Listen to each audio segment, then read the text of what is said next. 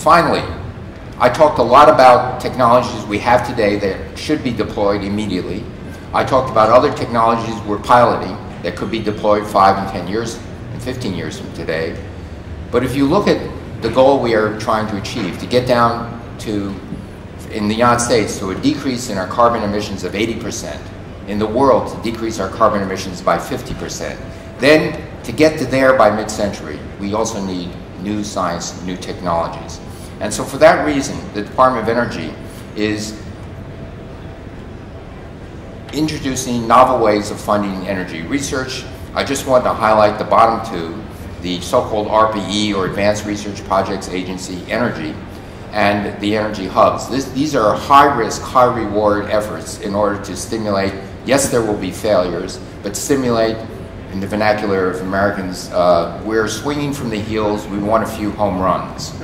If 1 in 10, 1 in 5 work, and if 1 in 10 is a home run, that would be a very big deal. And so instead of trying to only look at for incremental things, the incremental part is important, but we're also looking for crazier stuff that will work. Here's an example of one of the projects we're funding through this RPE program. It's a liquid metal battery. What you see on the left-hand side is a mixture of a metal in blue, there's metal salts in green, and there's another metal in yellow. And so what happens is if you charge this battery up, you pass an electric current through it, it causes the metal in the solution, in the salt solution, to separate into these two solid metal pieces. The separation is done by gravity. There's just different densities of these different materials. Once the battery is charged, and on the right-hand side, you've got a large swimming pool of metal in the upper and lower portions, and you can let the current pass through this. The battery fully charged is, again, mostly solid metal of magnesium and antimony. Clearly this has some very appealing features. Because it's a liquid, it's self-healing. Because it's a liquid and separates by density, you can make it a swimming pool size. The lithium-ion batteries, the modules, you know, in your computer, you have these things that are called 6-cell batteries, okay? Just scaling up to 1 cell in a computer battery has been a problem. And so what we want is a scalable battery. The hope is that this battery can perhaps be scalable to a swimming pool size, a room size, with many megawatt hours of energy storage, megawatt power capability, and also the cost should come down, hopefully, from $750 per kilowatt hour storage to $50 a kilowatt hour. If you get to $50, electricity and wind or solar photovoltaics and running, and it will have great promise. Whether it works or not, well, prototype has already worked. Whether it goes up in scale is what we're going to find out in a few more years.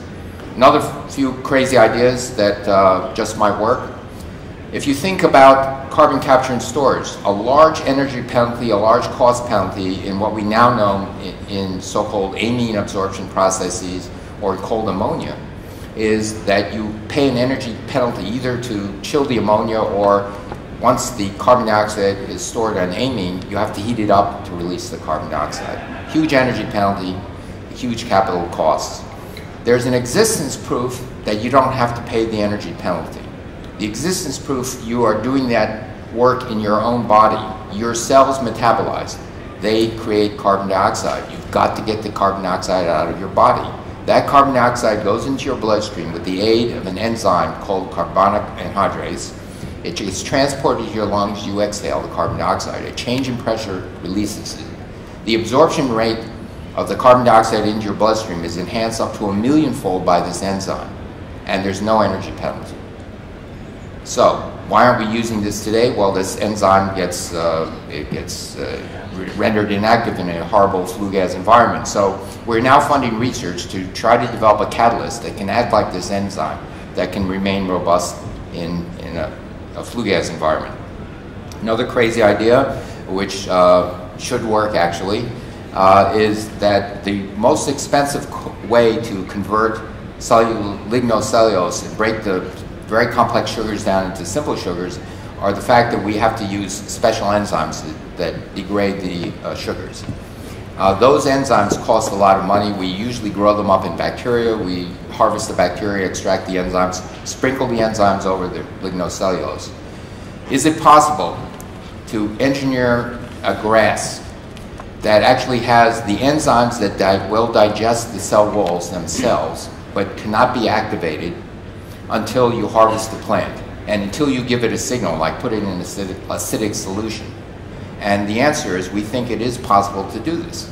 So the plant itself has the digestive material in it and grows automatically, and then you harvest the material, expose it to this acid, you trigger these proteins to come to life, digest themselves, and you're off to town. So again, you know, if it works, the biggest cost in this will be eliminated. Now let me just finish with 2 more slides. I want to remind you, you've heard a lot of science and technology, but I want to remind you, this is another science and technology slide in a certain sense. It was taken by the first mission of Apollo that went to the far side of the moon. And in the last orbit, they turned the capsule earthward, and one of the astronauts took a picture. This famous picture called Earthrise shows a very desolate moon, a very warm, inviting Earth. And one take-home message you should, by staring at this picture, is there's nowhere else to go. So the astronaut, Bill Anders, who took this photograph, said, "We came all the way this way to explore the moon. And the most important thing is that we've discovered the Earth." Now, since that time, we've discovered that humans have altered the destiny of the Earth. And we really have to act in order to mitigate the worst of the possibilities. The energy and climate change problem should capture our imagination and enlist our aspirations. Why? Because it is the most important challenge that science and technology must solve for ourselves and our children and grandchildren.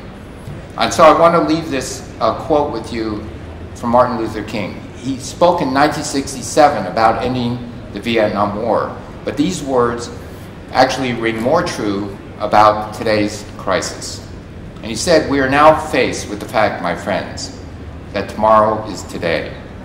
We're confronted with the fierce urgency of now. In this unfolding conundrum of life and history, there is such a thing as being too late." Thank you.